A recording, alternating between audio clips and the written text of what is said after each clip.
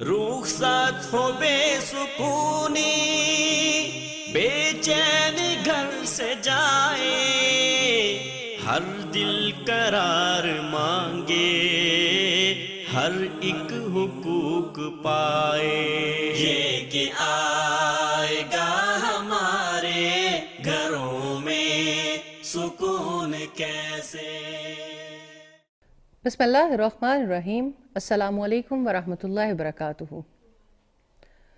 گھروں میں سکون کیسے، اس پروگرام کے سلسلے میں آپ کی ہوسٹ فائزہ خان ایک بار پھر آپ کے سامنے حاضر ہے۔ ہم بات کر رہے ہیں گھروں کے سکون کی۔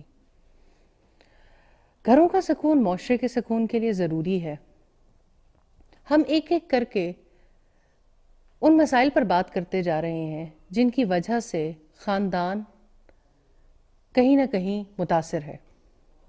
اس پروگرام میں ہمارے ساتھ تشریف فرما ہیں استاذہ نکہت ہاشمی صاحبہ، جو کہ ایک معروف دینی اسکالر ہیں اور خواتین کی تعلیم و تربیت کے حوالے سے اپنا ایک خاص مقام رکھتی ہیں۔ ہم آج جس مسئلے پر بات کریں گے وہ ہے جہیز۔ یہ ایک ایسا مسئلہ ہے، معاشرے کا ایک ایسا دکھتا پہلو ہے جس کے بارے میں آپ یہاں ہمارے بیٹھے ہوئے مہمان کوئی بھی لابلد نہیں ہے۔ ہماری مہمان گرامی یہاں پر ہمارے ساتھ موجود ہیں جو ہمیں جہیز کی سنگینیوں کے بارے میں آگاہ کریں گی۔ آڈینس میں سے بھی ایسے بہت سے لوگ ہیں جو ساسیں بھی ہیں اور مائیں بھی ہیں، جنہیں جہیز لینا بھی پڑتا ہے اور دینا بھی پڑتا ہے، اور معاشرے میں بہت سی تلخیوں کو برداشت کرنا پڑتا ہے۔ ہم استاذہ سے چاہیں گے کہ وہ جہیز کے بارے میں ہماری وہ رہنمائی کرے گی جس کے بارے میں اسلام ہمیں کیا کہتا ہے۔ لیکن اس سے پہلے ہم یہ چاہیں گے کہ ہم اس جہیز کے مسئلے کو کھل کر دیکھیں۔ اخبار سے ایک خبر پڑھنے کا اتفاق ہوا، اور خبر یہ تھی کہ ہمارے ہمسایہ ملک میں ہر 1 گھنٹے کے بعد ایک لڑکی جہیز نہ لانے کی وجہ سے قتل کر دی جاتی ہے۔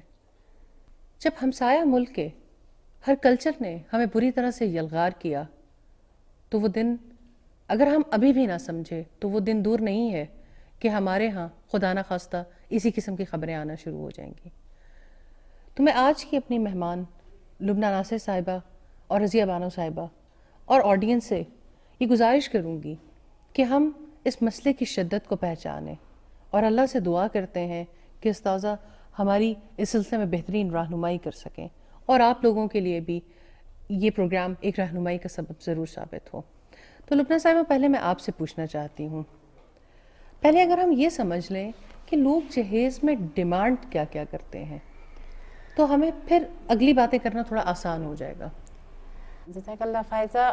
ہمارے معاشرے میں ایک تو ڈیمانڈ ہوتی ہے کہ کھل کے انسان سامنے آ جاتا ہے کہ وہ ایک لسٹ بنا کے دے دیتے ہیں کہ ہمیں یہ چیزیں، مطلب گاڑی، فریج، ٹی وی، جو ضروریاتی زندگی کی چیزیں، یا ان کا مائنڈ یہ ہوتا ہے کہ ہمارا بیٹا جو ہے وہ اس طرح سیٹ ہو سکتا ہے، کوئی کاروبار کروا دیں یا کوئی بزنس شروع کروا دیں، یا اس نے باہر جانا ہے۔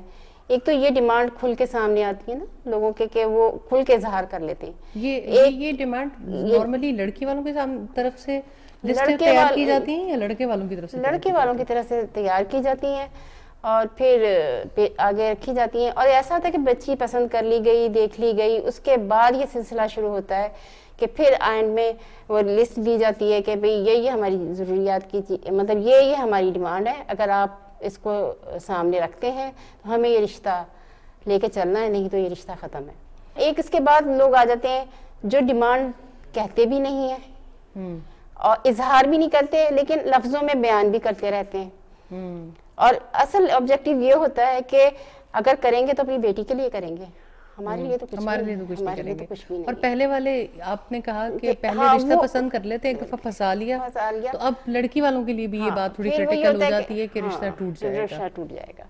صحیح۔ تو دونوں صورتوں میں لیکن خطرناک ہیں، تکلیف دہ بھی ہیں۔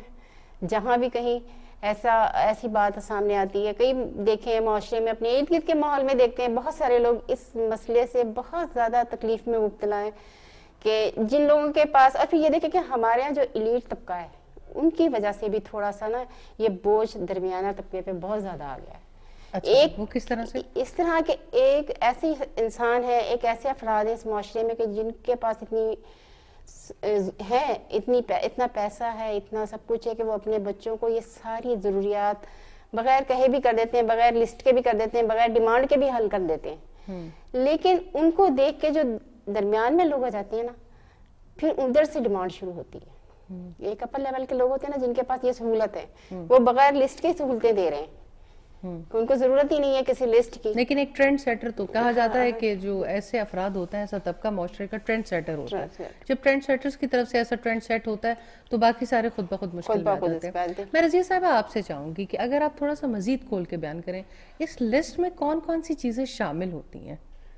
جی فائزہ صاحبہ, اس میں تو کافی چیزیں شامل ہوتی ہیں, جیسے کچن کا سارا سامان ہو گیا, یہ بھی سارا لازمی ہے. وہ تو یہ کہتے ہیں کہ آپ اپنی بیٹی کو دیں گے نا, ہمیں تو نہیں دے رہے نا. آپ کی بیٹی آئے گی تو جو اس کو گھر میں چیزیں ملتی ہیں استعمال کی چیزیں, وہ یہاں پہ بھی آ کے وہی استعمال کرے گی, آپ کو تکلیف نہیں ہوگی. تو اس کے بعد پھر بیڈ روم آ جاتا ہے, بیڈ روم کی ساری چیزیں. پھر یہ بھی چھوڑ دیں, پھر گاڑی کی ڈیمانڈ ہوتی ہے کہ بیٹے کو چلو موٹر سائیکل نہیں دے سکتے, آج کل تو موٹر سائیکل ویسے بھی خطرناک سواری ہوگی, گاڑی دے دیں, سیف رہے گا آپ کا داماد بھی اور ہمارا بیٹا بھی. پھر اس کے بعد یہ ہوتا ہے کہ اچھا آپ ان کو کیا دیں گی, کیا رنگ کون سی ڈالیں گی, ڈائمنڈس کی ڈالیں گی کہ کیا کریں گی آپ, پیور گولڈ کی ڈالیں گی, ڈائمنڈس بھی اس میں ہوگا کوئی.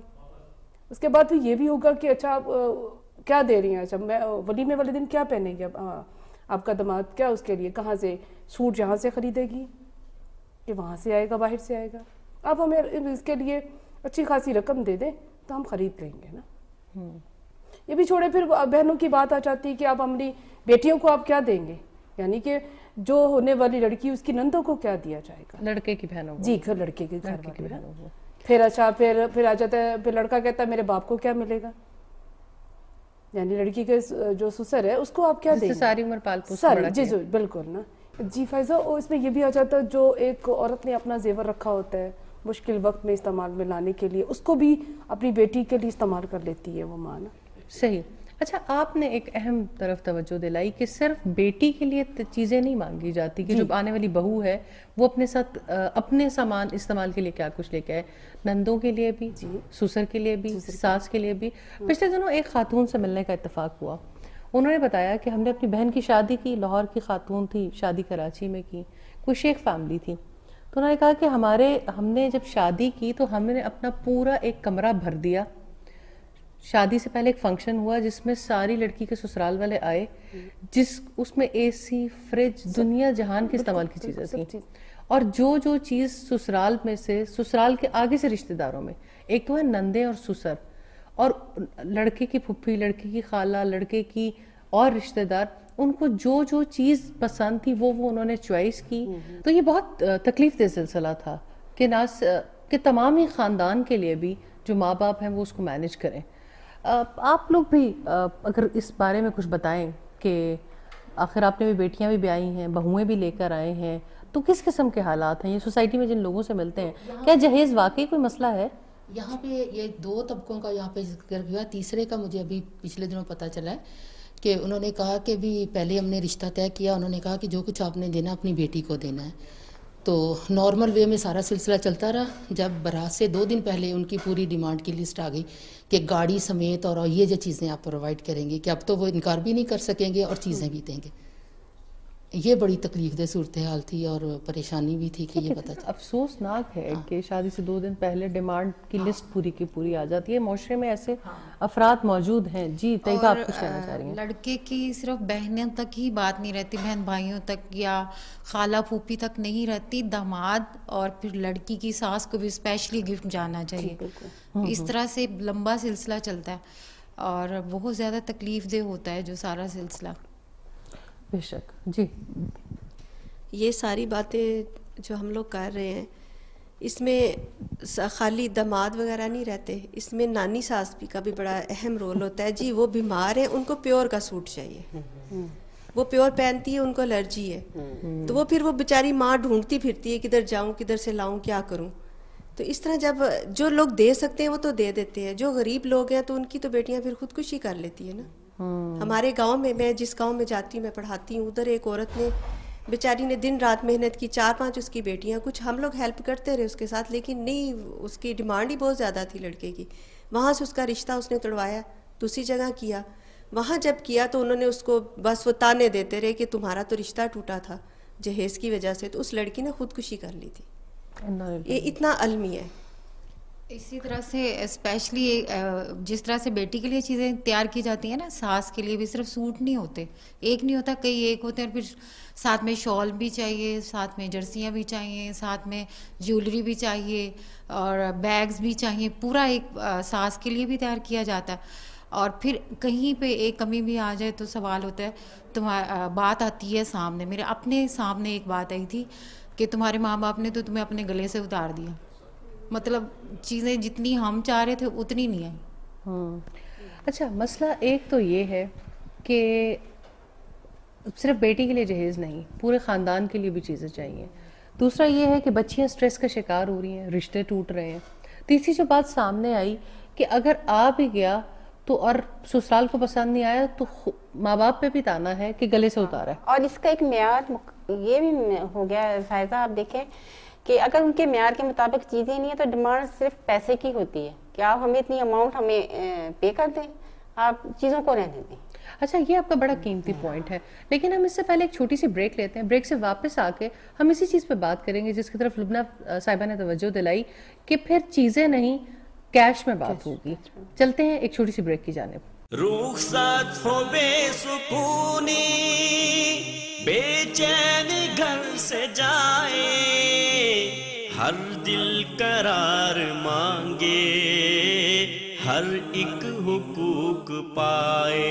یہ کہ آئے گا ہمارے گھروں میں سکون کیسے, رخصت ہو بے سکونی, بے چین گھر سے جائے, ہر دل قرار مانگے, ہر ایک حقوق پائے.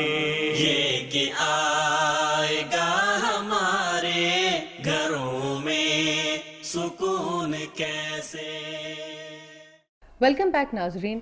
جی, بریک میں جانے سے پہلے آپ بات کر رہی تھیں کہ اب چیزیں نہیں لینا چاہتے, کیش کی بات کی جاتی ہے. اس لیے میں بات کرتی کہ جیسے جن کا بیٹا ہے ان کا برانڈ بہت ہائی لیول کا, اگر ان کو نہیں پسند آتا, ان کو لگتا ہے کہ یہ چیزیں ہمارے معیار کے مطابق نہیں ہوں گی, پھر ان کی ڈیمانڈ یہ ہوتی ہے کہ ہمیں کیش ہی دے دیں, کیش ہی ہو جانا چاہیے, چھوڑیں گے نہیں, کیش چھوڑیں گے نہیں. میں بتاتی ہوں, کیش کے علاوہ بھی وہ خود جاتی ہیں شاپنگ کرنے, خود کہ آپ کی ہمیں پسند نہیں آئے گی, ہم آپ کو لے کے چلتے ہیں. لڑکی کی چیزیں پسند کرنے خود جاتی ہیں, اپنی جو لڑکی کے پیرنٹس ہیں اور لڑکی کی بہنیں ہیں وہ پھر وہ لڑکے کے, تو لڑکی کی ماں کو لے کے جاتے ہیں کہ چلیں ہم چلتے ہیں, ہم آپ کو بتاتے ہیں ہم نے کس برانڈ کے کپڑے لینے, وہ ساتھ جاتے ہیں. پھر وہ جتنے کا بھی آئے ان کو لینا پڑتا ہے بیچاروں کو. اچھا, پیچھے سے کوئی ایسی خاتون ہے جو بتانا چاہتی ہیں اس جہیز کی پریشانیاں اور سنگینیوں کے بارے میں؟ خاتون کھڑی ہو جائے. ہاں جی. کئی دفعہ ایسا بھی دیکھنے میں آئے کہ منگنی اس وجہ سے ٹوٹ گئی کہ لڑکے کی ماں کو نا کڑے نہیں پہنائے. اچھا, مطلب شادی پہ نہیں, منگنی کے بعد ہی اگر پراپر پروٹوکول نہیں دیا گیا, سٹارٹ ہو جاتا ہے کہ لڑکے کو کیا کچھ دیا جائے گا, اس کے گھر والوں کو. اچھا, ایک تو یہ والی بات ہے, آپ نے بھی اچھی طرح توجہ دلائی کہ لسٹ جو ہے وہ دن بدن بڑھتی جا رہی ہے, کیش کی ڈیمانڈ بھی ہے. کیا ذہن میں ہوتا کیا ہے؟ کیا لڑکے کمانا نہیں چاہتے ہیں, کماتے نہیں ہیں؟ لڑکوں کی طرف سے یہ بات ہوتی ہے, لڑکوں کی ماؤں کی طرف سے ہوتی ہیں, یا ماں باپ کیا صلہ چاہتے ہیں کہ بیٹا پال پوس کے دیا ہے, اب کچھ نفع ہونا چاہیے؟ یہ معاشرے میں ہے کیا, یہ مینٹالٹی ہے کیا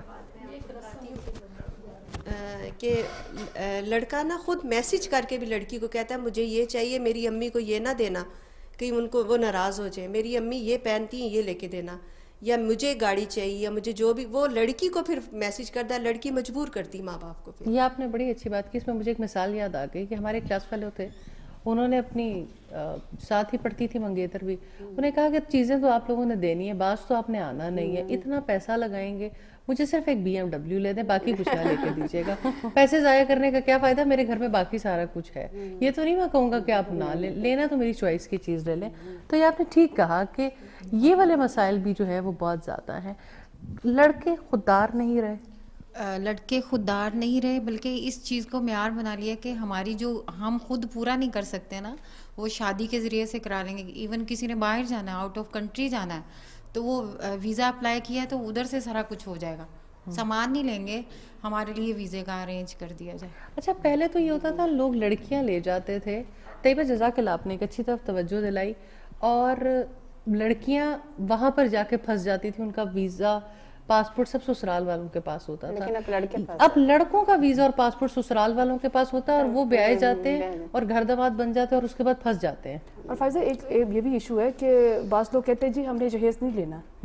اچھا ماں باپ نہیں جہیز نہیں دیتے, جیسے لڑکی ان کے گھر میں جاتی ہے نا, وہی ماں باپ جو کہتے ہیں کہ ہم نے بیٹے کے لیے جہیز نہیں لینا, وہی ان کے لیے مشکلات پیدا کرتے اس لڑکی کے لیے کہ تمہاری ماں باپ نے دیا کیا. پہلے تو کہہ دیا کہ لینا نہیں ہم نے نا, پھر وہ روتی آتی ہے کہ آپ نے, ہم پیرنٹس کے پاس آتی کہ آپ نے ہمیں دیا کیوں نہیں. یہ بھی ایک بہت بڑا مسئلہ ہے. یہ صورتحال زیادہ مشکل ہوتی ہے. اب ایسے اپنے آپ کو دکھاوے کے لیے کہہ دیتے کہ ہم نے کچھ نہیں لینا, لیکن اس لڑکی کے لیے مشکلات پھر کہتے ہیں ہم نے تو کرٹسی میں کہا. ہاں بالکل یہ کہتے ہیں. اچھا ان ماؤں کا کیا کریں جو ماں باپ خود باضد ہیں؟ ابھی تک تو ہم ان ماں باپ کی بات کریں یا ان فیملیز کی بات کریں جو لڑکے کی طرف سے جہیز لینا چاہتے ہیں, لیکن ایسی مائیں بھی تو ہیں جو خود دینا چاہتی ہیں, اور ایک دوسری ایکسٹریم ہے سسرال والے روک رہے ہیں کہ ہمیں ایک تنکا بھی نہیں چاہیے, لیکن مائیں باضد ہیں کہ نہیں ہم تو دینا چاہتے ہیں.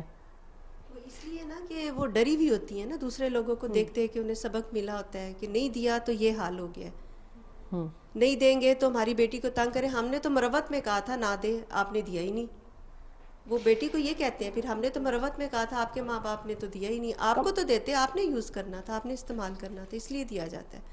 اور بڑا وہ مجھے تو شرمندگی ہوتی ہے, ایک بوڑھے شخص سے ایک جوان بچہ جو ہے نا چیزیں چھین کے لے جاتا ہے بیٹی سمیت.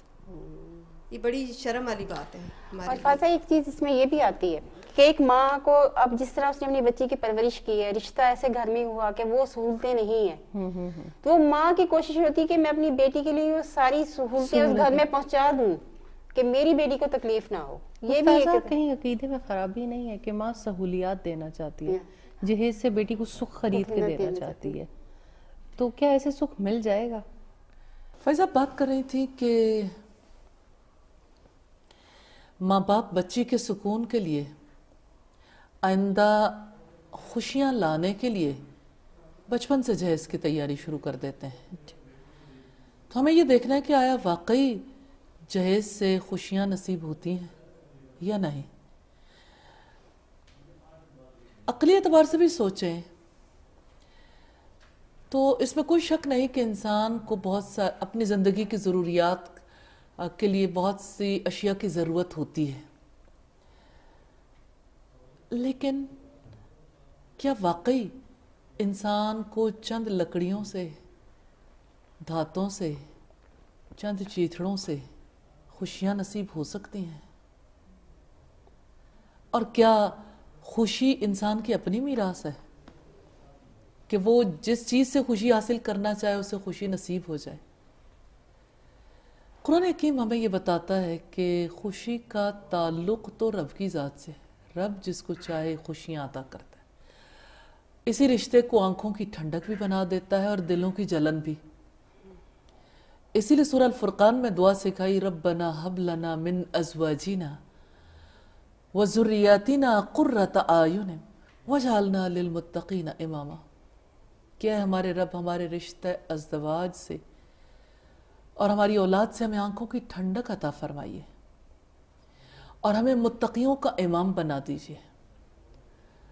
وہ خوشیاں تو رب نے عطا کرنی ہیں, ہم انہیں مٹی میں تلاش کرنے کی کوشش کرتے ہیں.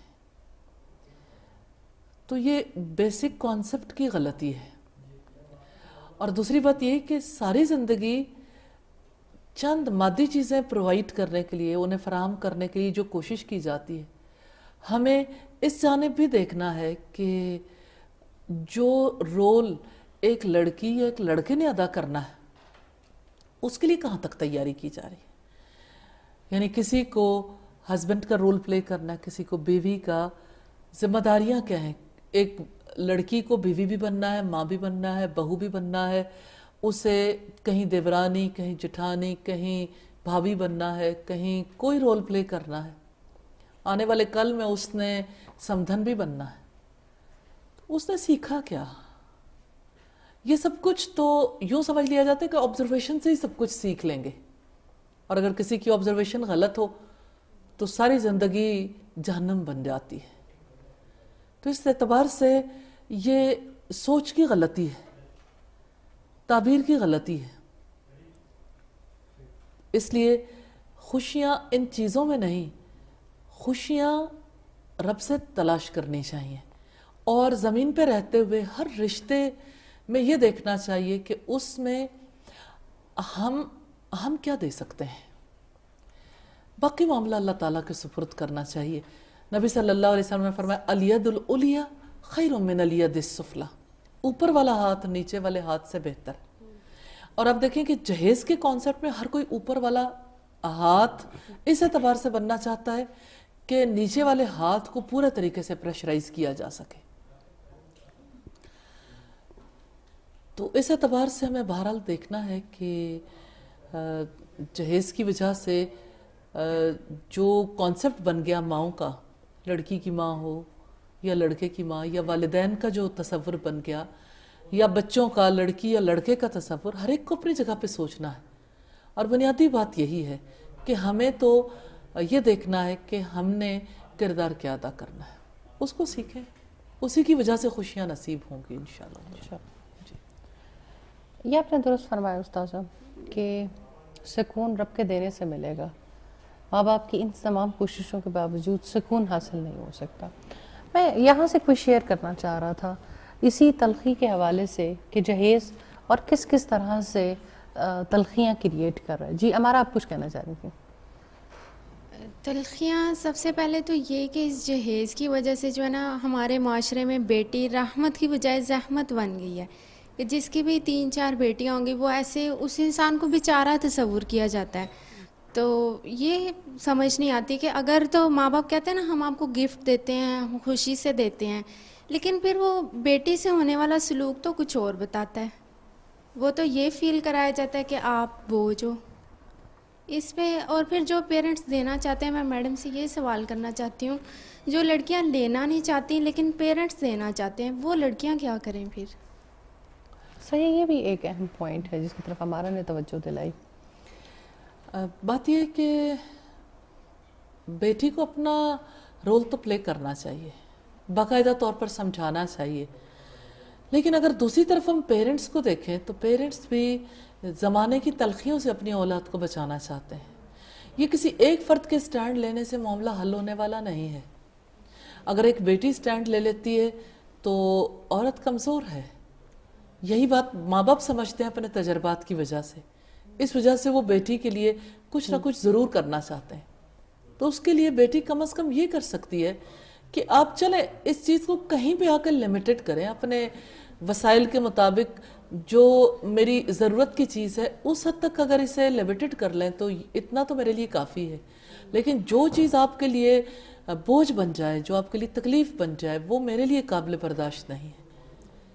تو اپنی جانب سے لڑکی کو کوشش کرنی چاہیے، اور اگر خود ماں باپ کو قائل نہ کر سکے تو اہل خاندان سے بھی مدد لینی چاہیے، اور ماں باپ کے جو تعلق دار ہیں ان سے بھی مدد لینی چاہیے. ایسے استاد بات یہ ہے کہ خوشی دینے اور خوشی لینے کے اس میں نا ایسا فیل ہوتا ہے جیسے مشقت اٹھا لی اپنے اوپر، نا ایک مشقت اٹھا لی ہے، جہیز بنا لیا. پھر یہ ذہن میں ہوتا ہے کہ جی اب انہوں نے پیچھے سے کچھ بھائیوں کا گھر آنا جانا رہے، ماں باپ کے گھر آنا جائے. یہ بھی ایک ذہن میں ہوتا ہے کہ اگر ہم نے جہیز لے لیا اب ہم ان سے اور کچھ نہیں مانگیں گے، جیسے کہ اللہ تعالیٰ نے وراثت کا بتایا، اس میں ہم اپنا حصہ نہیں لیں گے. تو یہ جہیز کی ایک شکل یہ بھی ہوتی ہے کہ اب ہم نے ان کو بہت اچھا دے دیا، بہت اچھا ان کا سارا کر دیا. تو ایسے ہی لڑکے والے ویسے حق مہر کی طرف نہیں آئیں گے، لیکن وہ جو بری اور وہ کپڑا اور وہ زیور بناتے ہیں اس پہ چاہے 4-5 لاکھ روپے ویسے خرچ ہو جائیں. مطلب ایسے لگتا ہے کہ جیسے خوشی کو ڈھونڈنے اور کے چکر میں نا مشقت اٹھا لی ہے. تو آپ بتائیں کہ کیا ہم کس اس میں رہ کے، دائرے میں رہ کے ہم یہ سارے کام ہمارے پر وزن نہ ہو، خوشی بھی ہو اور سکون بھی ہو، کیسے ہو سکتا ہے؟ یہ کیسے ممکن؟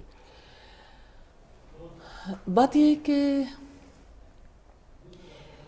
ایک طرف اللہ تعالیٰ کے قائم کردہ اصول ہیں، ان سے ڈیویشن ہے، ان سے انحراف ہے، اور دوسری طرف اپنا نقطہ نظر ہے، اس کو حاوی کر دیتے ہیں۔ اللہ تعالیٰ نے جیسے بیٹے کو حق دیا وراثت میں سے، بیٹی کو بھی دیا۔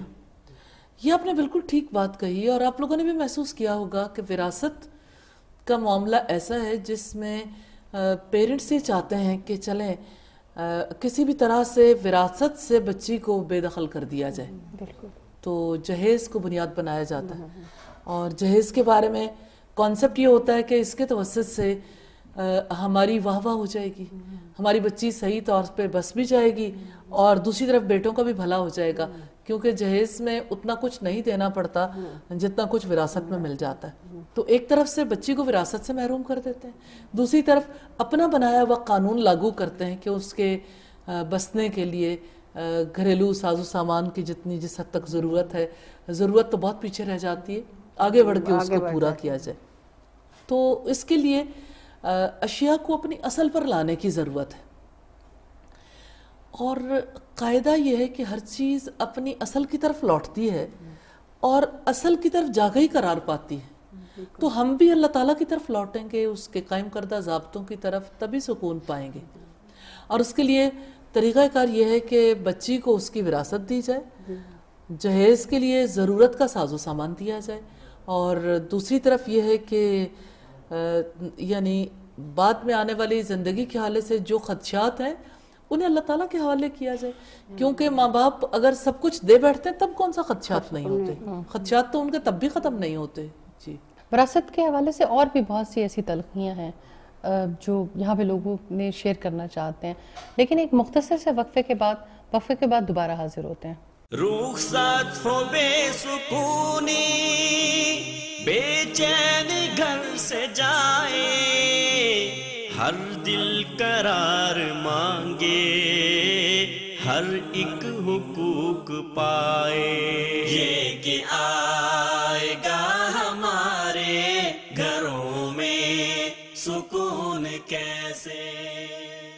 رخصت ہو بے سکونی، بے چین گھر سے جائے، ہر دل قرار مانگے، ہر ایک حقوق پائے، یہ کہ آئے گا ہمارے گھروں میں سکون کیسے۔ ویلکم بیک ناظرین، ہم بات کر رہے تھے کہ وراثت اور جہیز لینے کے بعد یا جہیز دینے کے بعد وراثت سے حق ختم کر دیا جاتا ہے۔ آپ کوئی اگزامپل شیئر کرنا چاہ رہی تھی؟ فائزہ، کچھ لوگ تو دے سکتے ہیں جو غریب، جیسے میں بتاتی ہوں، میں گاؤں میں جاتی ہوں، ایک لڑکی کی انہوں نے اپنے بیٹے کی شادی کرنی تھی، باپ نے، اس نے اپنے آپ کو گروی رکھا کسی یہ جو دودھ والے ہوتے ہیں گائے بھینسوں والے، 60,000 میں، اور ابھی تک جی اس نے اپنے آپ کو گروی رکھا، اسے 60,000 لیا، پھر اس کے پاس وہ کام کر رہا ہے اور ابھی تک اس کے پیسے نہیں ختم ہوئے۔ بیٹی کی شادی ہو گئی، 1 سال ہو گیا، اس کا بچہ بھی ہو گیا، وہ ابھی تک وہیں پھنسا ہوا ہے۔ تو دیکھیں یہ کتنی، یہ بھی میڈم سے پوچھنا چاہیں گے یہ کتنا بڑا المی ہے، یہ کتنی دردناک صورتحال ہے کہ انسان گروی رکھے جائیں۔ اسی سے یہ پتہ چلتا ہے نا کہ اللہ تعالیٰ کے قانون میں کتنی بڑی رحمت ہے کہ آپ استطاعت کے مطابق اپنے سارے کام انجام دو، اگر آپ کی استطاعت نہیں ہے تو آپ پہ بوجھ نہیں ہے۔ اب دیکھیں مہر کا معاملہ ہے نا، اس میں بھی اللہ تعالیٰ نے پابندی عائد نہیں کی کہ اتنا مہر دینا ہے، مقرر نہیں کیا۔ وسعت والا اپنی وسعت کے مطابق اور تنگ دست اپنی وسعت کے مطابق دے گا، اپنے جتنی اس کو اللہ تعالیٰ نے استطاعت دے رکھی اس کے مطابق دے گا۔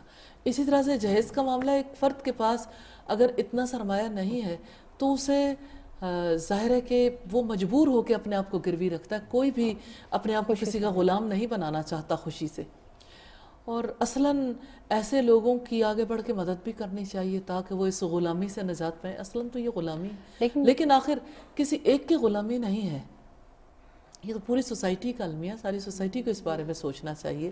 آخر کب تک لوگ اپنے آپ کو گروی رکھتے رہیں گے؟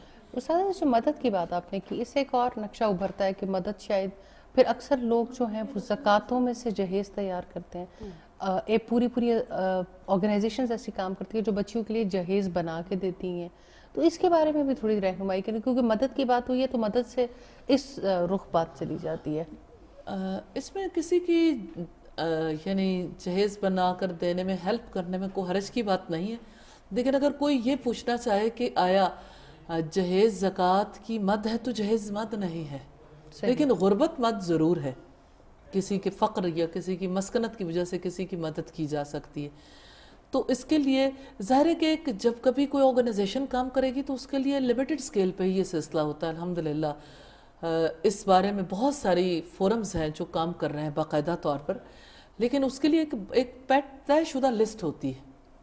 اگر ہم اسی لسٹ کو دیکھنا چاہیں تو ہمیں پھر پلٹ کر پھر اپنا ماضی یاد آتا ہے کہ رسول اللہ صلی اللہ علیہ وسلم کی جو انہوں نے اپنی بیٹی کو جہیز دیا، اگر اسی فہرست کو پیش نظر رکھیں تو کتنا زیادہ سب کا فائدہ ہو سکتا ہے. استاد میں چاہوں گی کہ آپ اس فہرست کو بھی اگر بتائیں کہ رسول اللہ نے حضرت فاطمہ کو جہیز میں کیا چیزیں دی تھی.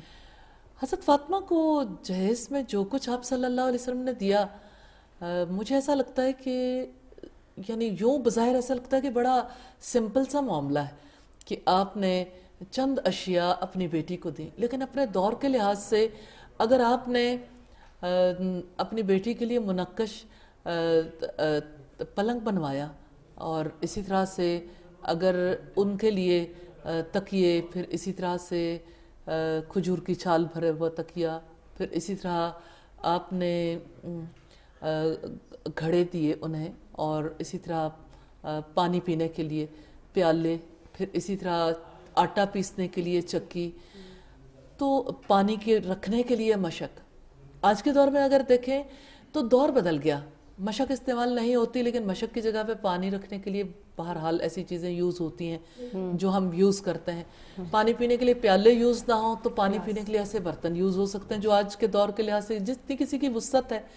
چکی آٹا پیسنے کے لیے یا اسی طرح سے مختلف اناج پیسنے کے لیے، تو اسی طرح سے اب الیکٹرانک دور ہے، اگر کوئی اپنی وسعت کے مطابق چھوٹی موٹی مشینری دینا چاہتا ہے، اور اگر کسی کی زیادہ وسعت ہے تھوڑا زیادہ بھی کرنا چاہتا ہے، تو اس میں یعنی بنیادی ضرورت کی چیز بہرحال اپنی جگہ پہ. اس سے تو پتہ چلتا ہے الیکٹرانکس بھی تھی، بیڈ روم کا سامان بھی تھا، ہلکا پھلکا، یعنی اپنی ضرورت کے مطابق، اپنی ضرورت کے مطابق. اس میں کوئی ایسی بات نہیں ہے، کیونکہ لوگ آج دو طرح کے گروہوں میں منقسم ہو گئے.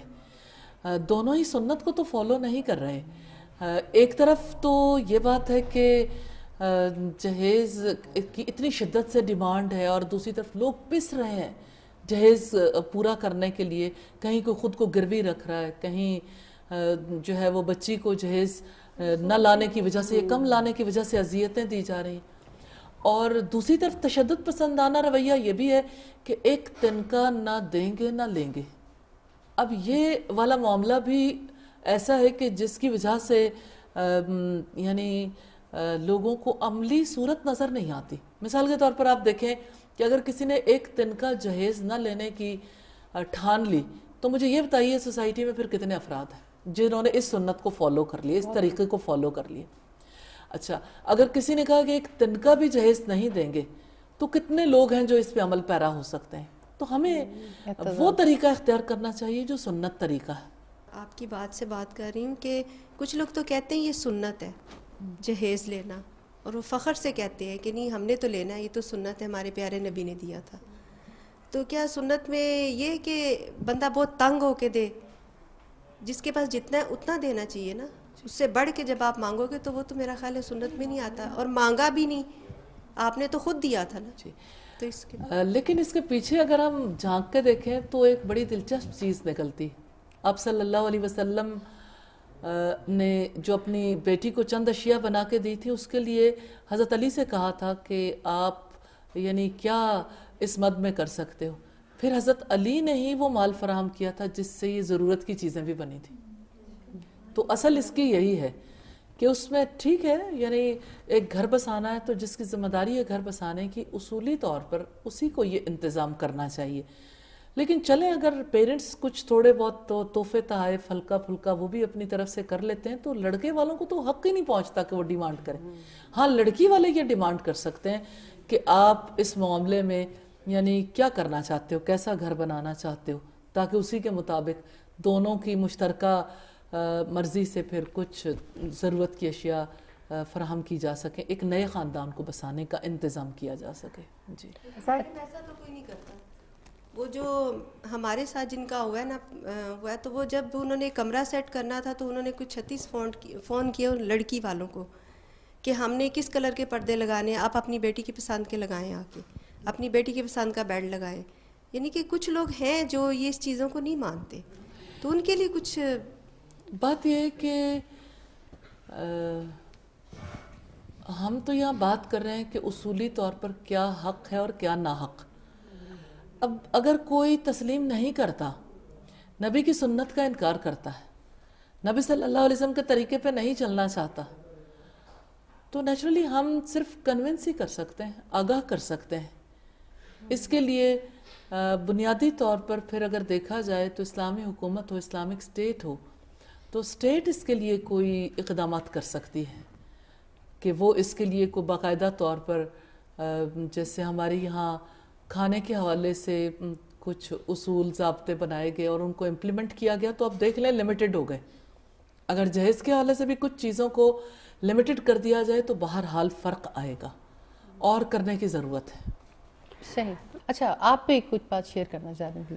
ہمیں تھوڑا سا یہ پوچھنا چاہتی تھی کہ ہمارے معاشرے کا جو سب سے بڑا ایشو یہ ہے کہ 1-2 بیٹی ہیں ان کا تو جہیز بنایا, لیکن اگر کسی کی 4 بیٹیاں ہیں نا, پہلی بیٹی کی شادی کری, دوسری کی کری, تیسری کی, اب چوتھی کے باری میں حالات مالی طور پہ اس فیملی کے حالات ڈیفرنٹ ہو جاتے ہیں کہ پہلے ایک باپ کمانے والا تھا, پھر بھائی شامل ہو گئے. اس چھوٹی بچی کی شادی جب بہت اچھے طریقے سے کرتے ہیں یا اس کی 2-4 چیزیں اشیاء بڑھا کے دیتے ہیں, تو وہ پھر پیچھے والی 3 بچیوں کو بھی وہ چیزیں بنا کے دینی پڑتی ہیں. مطلب یہ بھی ایک شکل ہے نا کہ ایک مشقت اس ایک بچی جس کے لیے ارینج کیا یا جو بھی اس کی سہولیات کے مطابق دی, تو باقی جو 3 پہلے چاہے 10 سال پہلے شادی کی یا 5 سال پہلے شادی کی, ان کے لیے بھی وہ ساری یہ بھی ماں باپ کی خواہش ہوتی ہے یا یہ بچیوں کی طرف سے بات آتی ہے؟ کچھ بچیوں کی طرف سے ہوتے ہیں, کچھ والدین کی طرف سے ہوتے ہیں کہ بھئی ہمارے ٹائم پہ یہ نہیں تھا, اب اس کے لیے یہ سب کچھ ہے, ہمارے لیے بھی ہونا چاہیے. معاملات ایک فرد کا نہیں ہوتا, سارے لوگ ہی تھوڑے تھوڑے کہیں انوالو ہوتے ہیں, تو ایک پریشانی کھڑی ہوتی ہے. صحیح. اصل میں جب آپ حق سے ہٹ جاؤ گے تو پھر آپ کے لیے آگے تو پریشانی ہی پریشانی ہے, پھر اس کا کوئی اینڈ نہیں ہے. اس لیے اصل کی طرف لوٹ کر آنے کی ضرورت ہے. صحیح. جی آپ ان مدرس کو کیا میسیج دیں گی جن کی بیٹیاں ہیں وہ بے شک جہیز دے سکتی ہیں, لیکن وہ اپنی بچیوں کی تربیت اس پیمانے پر کریں کہ وہ جہیز کا مطالبہ نہ کریں بلکہ اچھی کوالٹیز لے کر جائیں, ان کے لیے آپ کوئی میسیج دیں؟ بات یہ ہے کہ میسیج تو آپ نے خود دے دیا الحمدللہ کہ اصلاً بات یہی ہے کہ بچیوں کے لیے سب سے عمدہ جہیز تو یہ ہے کہ بچی کی اچھی تربیت کی جائے, اور لڑکے کے لیے بھی اور لڑکے کے اہل خاندان کے لیے بھی اس سے عمدہ جہیز نہیں ہے کہ بچی کو ایسے ماحول میں پروان چڑھایا جائے اور اس کی ایسی تربیت کی جائے ان خطوط کے مطابق جیسے محمد رسول اللہ صلی اللہ علیہ وسلم نے اپنی بیٹیوں کی پرورش اور تربیت کی, جس کی وجہ سے آئندہ بننے والے خاندان کی زندگی جنت نشاں ہو جائے. حقیقت یہ ہے کہ گھروں کا سکون اسی سے وابستہ ہے اور رشتے کا سکون اسی سے وابستہ ہے. آئندہ آنے والی نسلوں کے لیے بھی یہی سلسلہ باعث رحمت ہے. اور جہاں تک آپ نے اس بات کی طرف توجہ دلائی تاکہ وہ جہیز کا مطالبہ نہ کریں, تو مطالبہ کرنے کا تو حق کسی کو بھی نہیں ہے. ہاں لڑکی کے ماں باپ لڑکے والے سے یہ کہہ سکتے ہیں کہ آپ یعنی لڑکے سے یہ مطالبہ کر سکتے ہیں کہ آپ اس موقع پر گھر بسانے کے لیے کتنا سامان یا کیا کچھ جو ہے وہ مہیا کرنا چاہتے ہیں, کیونکہ یہ ذمہ داری تو لڑکے کی ہے. مجھے سعودیہ میں بہت سے عرب فیملیز کے ساتھ ملنے کا اتفاق ہوتا رہتا ہے, تو بڑی دلچسپ صورتحال ہوتی ہے. ہماری سوسائٹی سے ٹوٹلی اپوزٹ سوسائٹی ہے. وہاں پر لڑکے والوں کی پریشانیاں زیادہ ہیں اور لڑکے کی پریشانیاں زیادہ ہیں. مثال کے طور پر ایک عرب فیملی سے ملاقات ہوئی تو وہاں خواتین نے بتایا کہ ہمارے مرد یہ کہتے ہیں کہ پاکستان سے جو ہے وہ کوئی لڑکی لانی چاہیے کیونکہ وہاں کے لوگ اپنی بچیوں کے بارے میں زیادہ کانشیس ہوتے ہیں اور ہمارے یہاں کی خواتین جو ہیں وہ مطالبات زیادہ کرتی ہیں. تو دونوں ہی انتہا ہیں، اصلاً دونوں سے صحیح درست نہیں ہے. کسی کو اس کے کسی خاص فریضے کی وجہ سے تکلیف نہیں دینی چاہیے، جتنی کسی کی وسعت ہے اس کے مطابق اسے تکلیف دینی چاہیے. اور فریضہ یہ لڑکے کا ہے کہ لڑکا پرووائڈ کرے، اور لڑکے کے ماں باپ جہاں تک ان کا بھی معاملہ ہے وہ بچے کو تعلیم دیں، بچے کو اس قابل کر دیں. باقی یہ کہ دونوں پیرنٹس کی طرف سے کچھ تحائف اگر ہو جاتے ہیں، یہ کوئی کمپلشن نہیں، یہ کوئی فریضہ نہیں ہے. اپنی خوشی کے ساتھ اس گھرانے کو آباد کرنے کے لیے کچھ کرنا چاہیں تو کوئی حرج کی بات نہیں، لیکن اس کو ٹریڈیشن نہیں بنانا چاہیے. اللہ تعالیٰ ہمیں نبی صلی اللہ علیہ وسلم کی سنت، آپ کے طریقہ کار کو اپنانے کی توفیق دے تاکہ زندگی سے یہ بے سکونیاں نکل جائیں. آمین. جزاک اللہ استاذہ، آپ نے بہت بہتر انداز سے اس مسئلے کی طرف رہنمائی بھی کی ہے، اور ماؤں کے لیے بھی، چاہے وہ لڑکیوں کی ماں ہو یا بیٹوں کی ماں ہو، ایک سبق ضرور ہے. اور بات وہی ہے کہ اگر ہم سادگی کو اپنائیں گے، اگر ہم بچوں کی تربیت کریں گے تو یہ اصل جہیز ہے، یہ اصل سرمایہ ہے جو ہم ان کے ہاتھ میں دے رہے ہیں. میں آپ کی بہت شکر گزار ہوں. میں اپنی مہمانوں کی بھی بہت زیادہ شکر گزار ہوں جو اپنا وقت نکال کر اس پروگرام میں آئی. اپنی آڈینس کا بھی شکریہ ادا کرنا چاہتی ہوں جنہوں نے اس مسئلے پہ بہت اچھے طریقے سے بات چیت کی، ہمارے سامنے ایسے پہلو لے کے آئے جس کی وجہ سے اس کی شدت کو سمجھنا آسان ہوا. انشاءاللہ ہمیں امید ہے کہ آپ کو اس سے بہت سے ایسے سبق ضرور ملے ہوں گے جنہیں اگر آپ اپنائیں گے تو انشاءاللہ فائدہ ہوگا. آئندہ پروگرام میں کسی اور موضوع کے ساتھ پھر حاضر ہوں گے. تب تک کے لیے اجازت دیجیے. السلام علیکم ورحمۃ اللہ وبرکاتہ. ہر شخص چاہتا ہے خوشحال ایک گھرانہ، گہوارائے محبت الفت کا آشیانہ، رخصت ہو بے سکونی بے چین گھر سے جائے، ہر دل قرار مانگے ہر ایک حقوق پائے. یہ کہ آئے گا ہمارے گھروں میں سکون کیسے